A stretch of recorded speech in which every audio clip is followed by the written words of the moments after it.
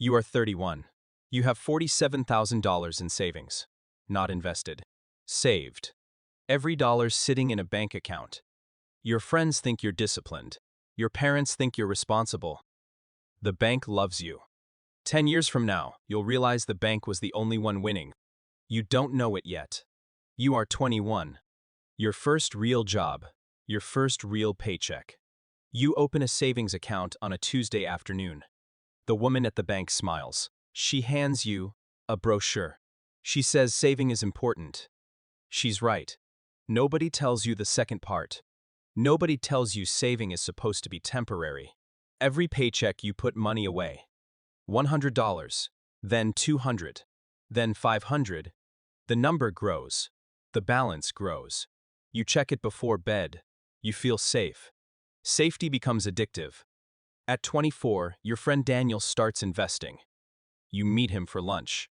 Daniel says he bought stocks. You immediately ask the question everyone asks. What if you lose money? Daniel shrugs. What if I don't?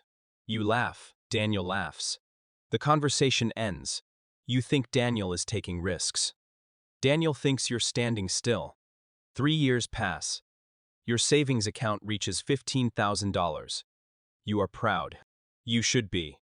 Most people never save that much. Then, something strange happens. The number stops changing your life. The first 1,000 felt exciting. The 5,000 felt exciting. The 15,000 feels normal. You keep saving anyway. One Saturday morning, you open your banking app. The account earned $11.43 in interest. For the entire month, you stare at the screen. You did everything right. Worked. Saved. Avoided debt. And somehow $15,000 made less than a teenager delivering pizza.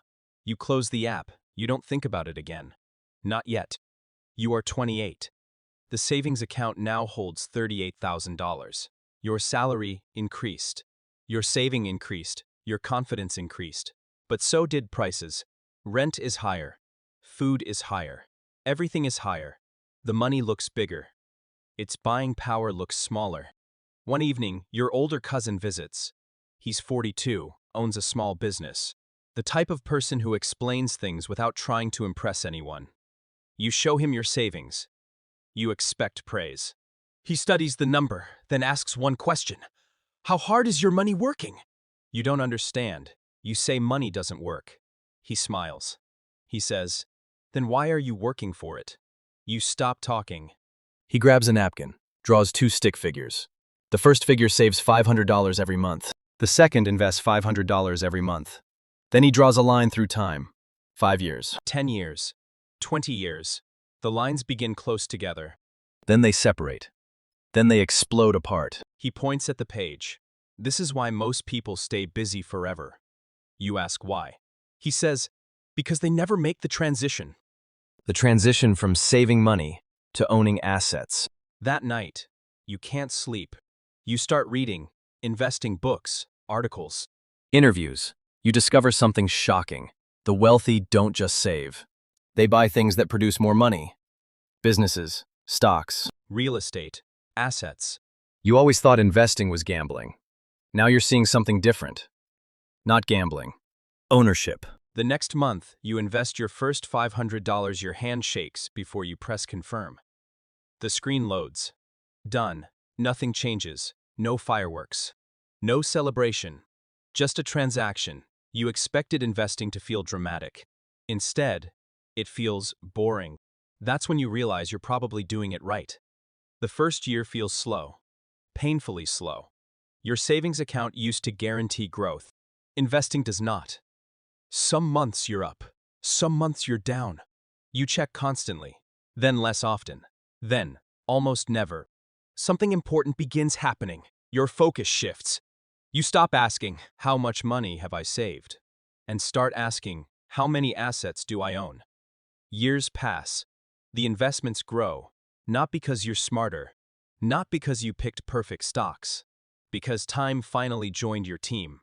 The same force that once worked against you starts working for you. Compounding. You are 41. You open your account. The growth from your investments this year is larger than your first annual salary. You sit quietly. You remember the savings account. You remember feeling safe. You remember thinking cash was the destination. It was never the destination. It was the bridge. Saving protects money. Investing multiplies money. You need both. But confusing one for the other is expensive. Most people never become investors because saving feels productive. Investing feels uncertain, but the truth is simple.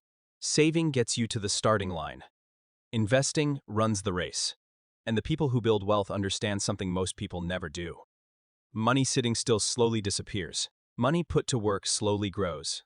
The goal was never to become a great saver. The goal was to become an owner. Because the moment your money starts working harder than you do, everything changes. The journey wasn't from saving to investing. It was from earning money to owning assets.